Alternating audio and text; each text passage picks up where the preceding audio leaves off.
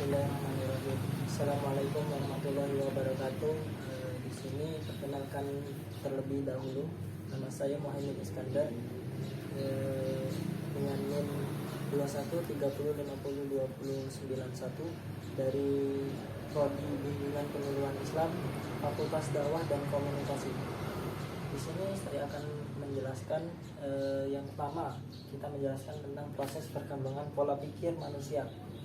Nah, pola pikir manusia ini memiliki proses perkembangan. Nah, yang pertama itu adalah dimulai dari rasa ingin tahu. Nah, dimulai dari rasa ingin tahu ini, ilmu pengetahuan alam ini berasal dari rasa ingin tahu yang merupakan ciri khas manusia. Dari ciri khas manusia ini, manusia ini ingin tahu tentang benda-benda alam di sekitarnya. Kemudian seperti salah satu contohnya itu adalah matahari, bintang, atau bulan, planet-planet yang lain seperti itu. Jadi rasa ingin tahu ini tidak dimiliki oleh makhluk lain, batu atau yang lain, terutama makhluk hidup seperti hewan, sapi, kuda, rusa itu tidak memiliki rasa ingin tahu. Terus rasa ingin tahu manusia ini terbatas karena rasa ingin tahu manusia ini sangatlah luas. Nah, dari situ dimuncullah dari manusia ini ingin tahu tentang bagaimana halnya dengan bintang yang menunjukkan adanya kehendak untuk berpindah dari satu tempat ke tempat lain seperti itu. Seperti dari rasa ingin tahu ini, manusia sering bertanya-tanya. Nah, jadi bertanya-tanya ini muncullah yang kedua adalah mitos. Nah, dari mitos ini memiliki permasalahan juga. Jadi mitos ini memiliki mitos ini timbul disebabkan antara keterbatasan alat indera manusia. Nah, keterbatasan alat indera manusia itu yaitu alat penglihatan, alat pendengaran, penciuman dan pengecap, dan alat perasa. Karena terbatasnya setiap orang tuh memiliki keterbatasan penglihatan, pendengaran, penciuman dan pengecap. Nah, manusia ini apa yang dilihatnya tuh, apa yang didengarkan belum tentu benar, dan apa yang dilihat belum tentu fakta, sesuai dengan fakta. Seperti hanya cerita-cerita bahwa seperti gunung api yang meletus itu disebabkan karena adanya yang berkuasa di gunung itu sedang marah, seperti itu contoh mitos. Dari situ menjelaskan gunung berapi itu yang berkuasa sedang marah. Nah, dari situ yang berkuasa muncullah pertanyaan yang berkuasa. Dari situ itu mitos, dan mitos ini ada permasalahan lain yaitu pro dan kontra. Mitos ini memiliki pro dan kontra. Nah, dari pro dan kontra ini banyak ilmuwan ini, beberapa ilmuwan, ada ilmuwan yang menjelaskan pendapatnya secara berbeda-beda. Yang pertama itu adalah Anaximenes, dan kedua itu ada Anaximenes dan Pythagoras dan Empedocles, dan yang kelima ada Plato, dan keenam ada Aristoteles. Seorang pemikir yang sezaman dengan Thales yang berpendapat bahwa alam semesta yang kita lihat itu berbentuk seperti bola dan bumi sebagai pusatnya. Itu pendapat dari Anaximenes. Terus Anaximenes berpendapat bahwa unsur dasar pembentukan semua benda adalah air. Namun air merupakan salah satu bentuk saja. Nah, terus Pythagoras ini menyebutkan bahwa berpendapat sebenarnya unsur dasar membentuk benda itu ada 4, bukan 1, yaitu adalah tanah, api, udara, dan air. Tentang alam semesta nih, Pythagoras berpendapat bahwa bumi ini bulat dan berputar.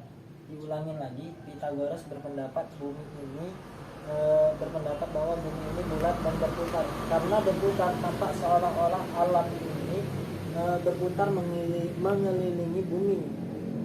Melanjutkan permasalahan tentang unsur dasar, terus berpendapat bahwa bila suatu benda dipecah dibagi secara terus-menerus, pada suatu akan sampailah pada bagian terkecil dari benda itu. Terus nih, dari semua pendapat ini, yang menyelesaikan, yang membenarkan atau yang merumuskan semua pendapat itu adalah Aristoteles. Mengapa tuh? Ia adalah Aristoteles ini adalah muridnya dari Plato. Plato ini adalah guru dari Aristoteles.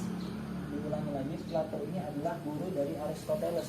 Makanya Aristoteles ini banyak mengemukakan pendapatnya belajar dari Plato, dan ia adalah pemikir terbesar pada zamannya karena berhasil membuka intisari dari ajaran para ahli sebelumnya ini. Terus salah satu yang kita bisa lihat bukunya Ensiklopedia itu telah dituliskan Aristoteles. Makanya di sini disebut pro dan kontra, yaitu antara seluruh ahli ini menjelaskan. Nah, dari situ ada seluruh ahli ini juga menjelaskan seperti mereka berpendapat tentang tata surya ini, bagaimana sih terbentuknya tata surya ini. Jadi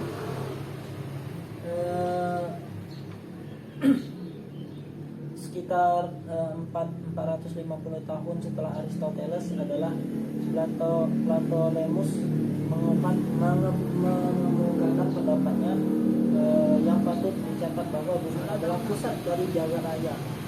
Nah, makanya itu ahli astronomi lain juga lain yang juga penting dicatat adalah Johannes Kepler yang mengungkapkan pendapatnya, yaitu planet-planet beredar mengelilingi matahari pada suatu garis edar yang berbentuk elips dengan suatu fokus itu. Jadi terbentuknya lanjut diteruskan terbentuknya galaksi. Nah, terbentuknya galaksi ini berasal dari pendapat para ahli berpendapat bahwa terjadinya dulu itu terbentuknya galaksi itu karena terjadinya ledakan. Nah, terjadinya ledakan ini, saya garis dulu ini dari sini. Terus pro dan kontra ini menjelaskan juga, para ahli menjelaskan juga, telah menjelaskan bahwa terbentuknya galaksi ini dengan terjadinya ledakan ini bertolak dari asumsi adanya suatu massa yang sangat besar dan mempunyai berat jenis yang sangat besar, menolak dengan hebat karena adanya reaksi inti massa itu kemudian berserakan. Teori ini sering kita dengar atau sering kita, kalau kita belajar sering kita dengar, yaitu teori Big Bang, teori ledakan gas hidrogen di alam semesta. Jadi ada teori lagi menyebutkan teori ekspansi kontraksi. Teori ini berlandaskan pemikiran bahwa ada suatu siklus dari alam semesta, yaitu masa ekspansi dan masa kontraksi. Diduga bahwa siklus ini berlangsung dalam waktu 30.000 juta tahun yang lalu. Dan masa ekspansi terbentuklah galaksi serta bintang-bintang. Ekspansi ini didukung oleh adanya tenaga yang bersumber dari reaksi inti hidrogen yang pada akhirnya membentuk berbagai unsur lain yang kompleks. Pada masa kontraksi, galaksi dan bintang-bintang yang terbentuk meredup dan unsur-unsur terbentuk menyusun mengeluarkan tenaga berupa panas yang sangat tinggi. Teori terbentuknya galaksi ini dijelaskan sama ahli, yaitu hipotesis Fowler. Menurut Fowler itu 12.000 juta tahun yang lalu galaksi kita itu tidaklah seperti sekarang ini, bentuknya berupa kabut gas hidrogen yang sangat besar yang berada di ruang lingkup angkasa ini. Ia bergerak perlahan mengadakan rotasi sehingga keseluruhannya berbentuk bulat. Jadi galaksi kita ini banyak bentuk nih. Ada galaksi yang pertama itu ada galaksi spiral, bentuknya spiral seperti seperti ada batu yang mengelilingi, itu galaksi bentuk spiral. Terus ada yang berbentuk elips. Elips itu seperti melonjong, dia berbentuk vertikal melonjong. Dan ada yang tidak beraturan. Tidak beraturan itu seperti titik-titik, tidak ada bentuk. Dan satu lagi itu galaksi yang kita pilih sekarang, yaitu galaksi Bima Sakti. Galaksi Bima Sakti ini ada intisari nih dari galaksi Bima Sakti ini.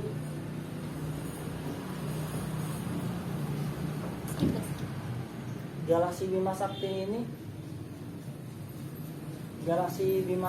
ini berbentuk ada intisarinya ini.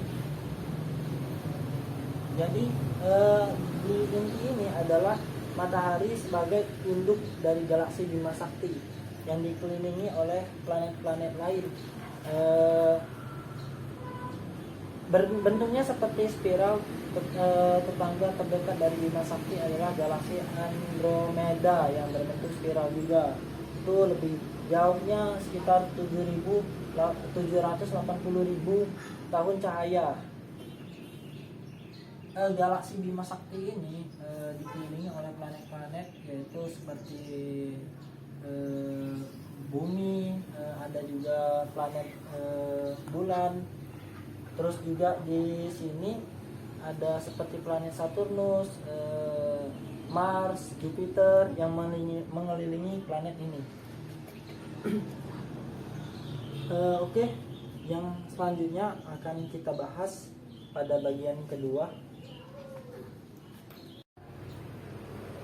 Oke, kita akan melanjutkan proses terbentuknya alam semesta beserta penghuninya.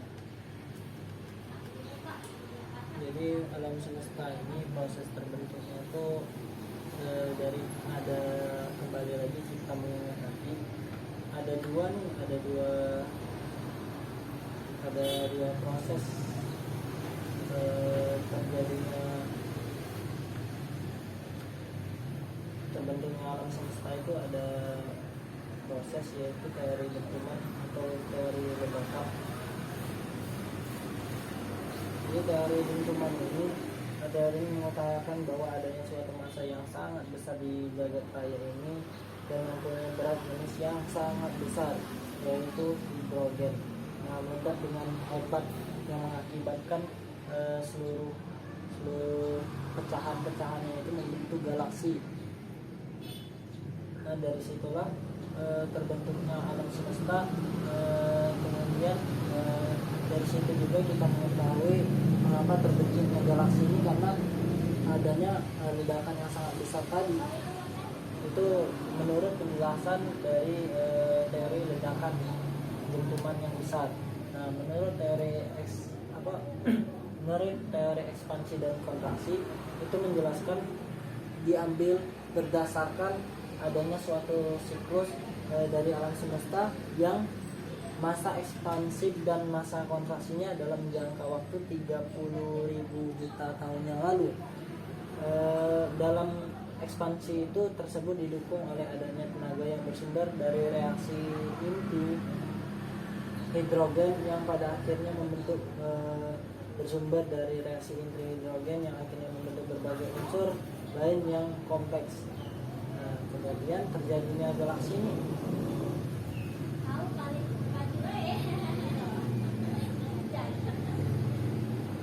Terjadinya galaksi ini adalah galaksi calon bintang atau kelompok bintang yang jumlahnya ribuan juta dan terdapat di alam semesta ini.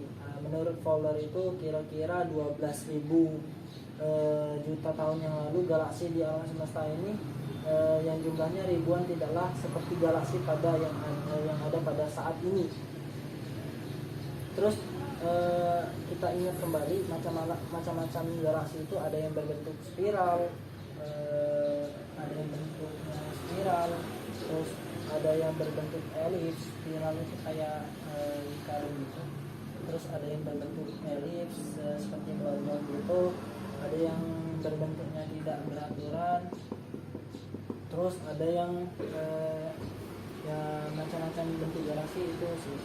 Nanti kita lebih ke, kalau galaksi Bima Sakti itu lebih ke berbentuk spiral atau elips, karena dia sedikit menonjol ke bawah. Kemudian terjadinya bumi dan sistem tata surya ini mula-mula ilmuwan Yunani pada abad ke-2 Masehi berpendapat bahwa semua benda di angkasa bergerak mengelilingi bumi. Teori ini disebut dengan geosentris. Kemudian teori itu dibetulkan oleh Nikolai Kopernikus, astronom dari Polandia. Terus pada tahun 1686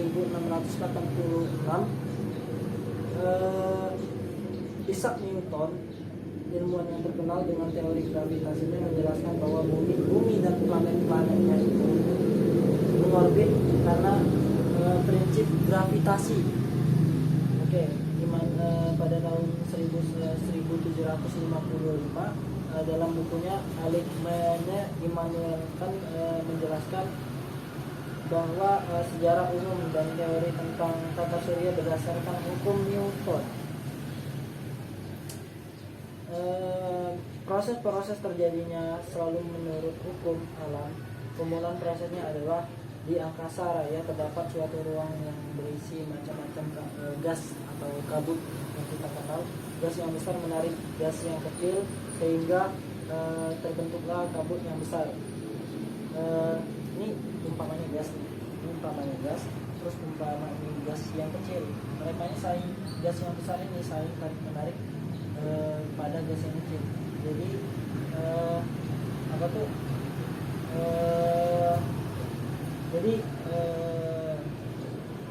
ini terbentuklah dari yang kecil ke besar, jadi terbentuklah gas yang besar membentuk sebuah lingkaran galaksi. Itu menurut Immanuel Kant. Terus banyak pendapat yang menurut para ahli yang telah menjelaskan. Kemudian seperti yang kita ketahui dari yang kita kenal, matahari ini di dalam pecahan-pecahan itu ada satu galaksi atau satu planet disebut inti dari galaksi Bima Sakti, yaitu matahari. Nah, matahari ini memiliki masanya dan temperatur dan tekanannya sangat tinggi gitu. Keadaan ini mempertahankan fusi termonuklir di dalam matahari. Di dalam inti matahari terjadilah reaksi nuklir, yaitu hidrogen berubah menjadi helium plus energi. Bintang yang besar biasanya tidak berumur panjang. Adapun urutan evolusi matahari, kira-kira bentuk awal dari matahari terus sekitar 5 miliar tahun yang lalu awan debu tersebut mulai menyusut karena gravitasi zarah-zarah dalam awan. Banyak menyebutkan tentang matahari dan selanjutnya di situ ada bumi. Di situ ada bumi yang kita tinggalin sekarang, memiliki berat jenisnya 5,41 dibandingkan air. Jaraknya sekitar 384,550 km. Diperkirakan umur bumi 4.700 juta tahun. Dengan planet kita bandingkan dengan planet yang lainnya, bumi merupakan planet yang istimewa karena istimewanya yaitu jaraknya dengan matahari tidak terlalu dekat sehingga tidak terlalu panas. Karena di situ bumi ini adalah ada sumber kehidupan, maka jarak yang terlalu matahari tidak terlalu panas. Kemudian terdapat cairan air di bumi yang melangsungkan sumber kehidupan sekarang. Terus juga bumi mempunyai atmosfer sehingga terdapat awan dan hujan. Atmosfer ini juga berfungsi untuk menahan adanya benda-benda langit yang jatuh ke bumi, sehingga benda-benda jatuh ke bumi itu seperti meteor itu akan hancur terlebih dahulu, menghentamkan lapisan atmosfer yang di atas bumi sebagai pelindung bumi, yaitu atmosfer bumi membuat perbedaan suhu antara siang dan malam seperti bulan tidak terlalu ekstrim. Terus atmosfer bumi juga mengandung oksigen sehingga terdapat kehidupan seperti yang kita kenal sekarang ini.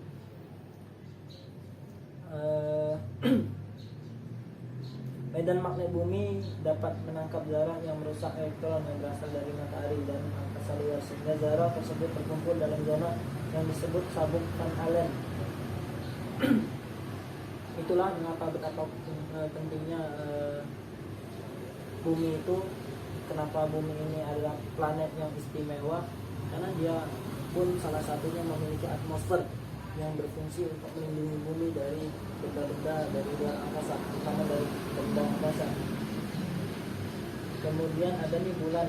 Bulan ini beredar mengelilingi bumi sekali dan juga berotasi sekali. Akibatnya muka yang punggung bulan yang menghadap dan membelakangi bumi selalu gelap.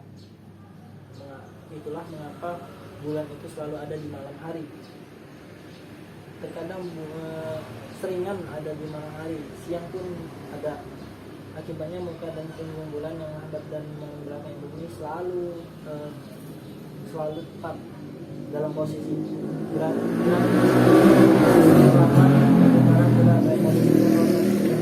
waktu yang sama. Gravitasi bulan menyebabkan pasang naiknya di bawah bulan. Gravitasi bulan sekiranya sama dengan 1/6 gravitasi bumi, sehingga di bulan kita mudah bergerak. Makanya gravitasi bulan itu lebih enteng daripada bumi. Dan juga temperatur pada siang hari itu 100 derajat Celcius, dan pada waktu malam yang panjang temperaturnya turun hingga 150 derajat Celcius. Hari bulan itu panjang karena bulan berputar perlahan-lahan. Kemudian bulan itu tidak mempunyai atmosfer. Bulan itu satelitnya bumi. Bulan juga tidak ada air, sehingga merupakan daerah yang kering dan mati. Adapun yang berpendapat bahwa bulan bulan itu terjadi akibat pemisahan dengan bumi ketika bumi dalam stadia bintang, jadi belum mempunyai kerak atau kulit yang padat. Ini berarti bahwa bulan merupakan saudara dari bumi itu sendiri.